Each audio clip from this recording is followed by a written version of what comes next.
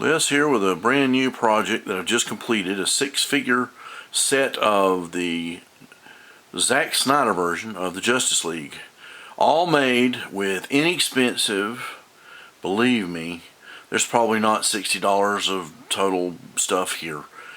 These are the Mattel figures. They may be DC Multiverse figures, they may not be.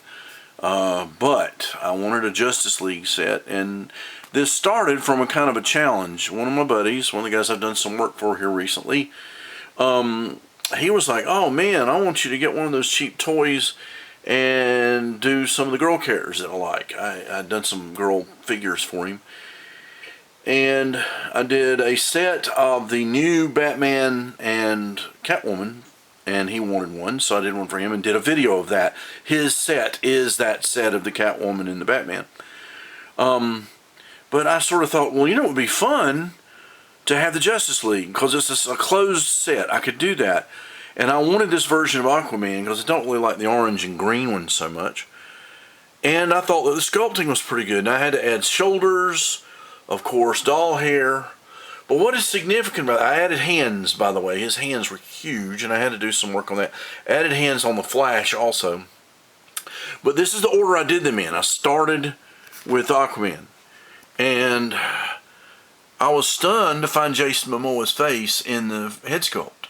It was there. It looked pretty good. Now I had to morph it to a Hot Toys head that had ears and a plug in the back, so that I can kind of put it back on the neck and make it work. And I added the hair. He's got mohair there that I kind of went back and colored and made it look. And he is posable. The shoulder pads has got some extra pieces there. Made that with leather and string, believe it or not, super glue and string. Layers of paint. Tried to get all those greens and patinas. Oh, and I did their bases too. Each one has a unique base. He has a seashore. The Flash has, you know, a lightning base, kind of like he's standing there charged on the base with a kind of a flashy looking logo background. He was the second one I did. I'd gotten this one done, and I did the Flash. And oh God, when he came in, I said, I'm not going to be able to make this look good. He's just going to look terrible. But the details are mostly there. Now, I didn't put all the little dings. I kind of gave him the new car look. And I have used more sprays and, oh my God, okay, Mr. Hobby matte coat, gloss coat, you name it.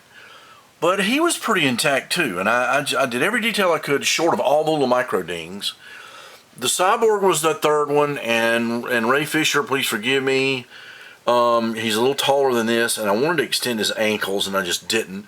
But his face is there. It wasn't perfect, but this armor was a nightmare.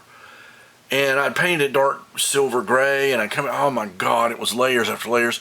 Ended up using a chrome marker pen and doing all this other stuff. And he has, if you put ultraviolet light on it, the red things glow on him. He has a really glowy base. And I did, yeah, he's like he's on a metal grid with something underneath it there.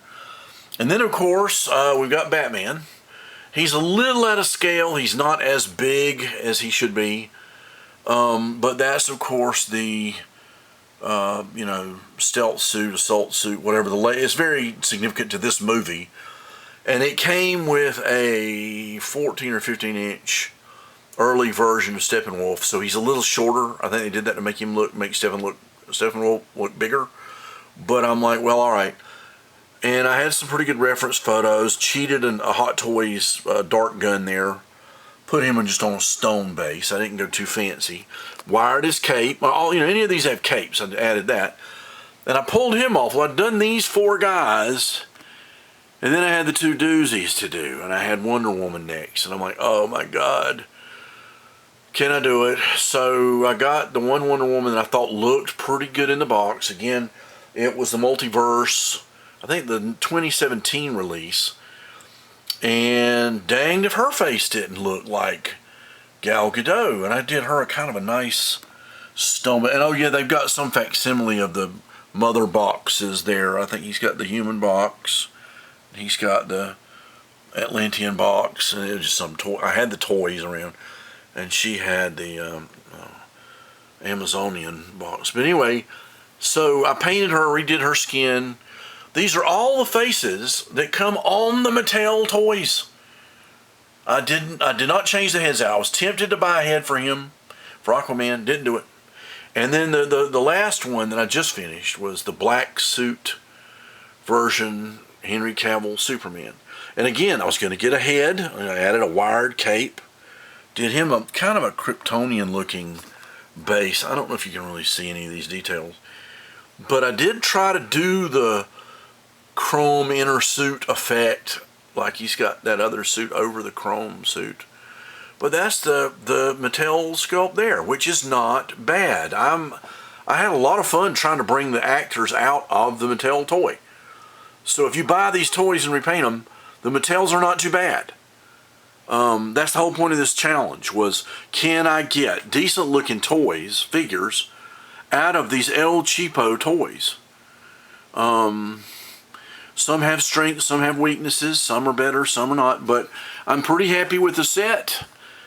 They were a lot of work. It was about 2 to 2.5 figures a month, and a lot of focus on that, but I'm very happy with the result. And I hope gives you some ideas about maybe going to Walmart and getting a cheap toy and saying, kapow, I can turn these guys into something cool. So buy those toys, whether you repaint them or not. They're not bad. And they sure paint up well. And that's my video for today. Thank you for watching, and I hope I've given you some ideas and enjoyment.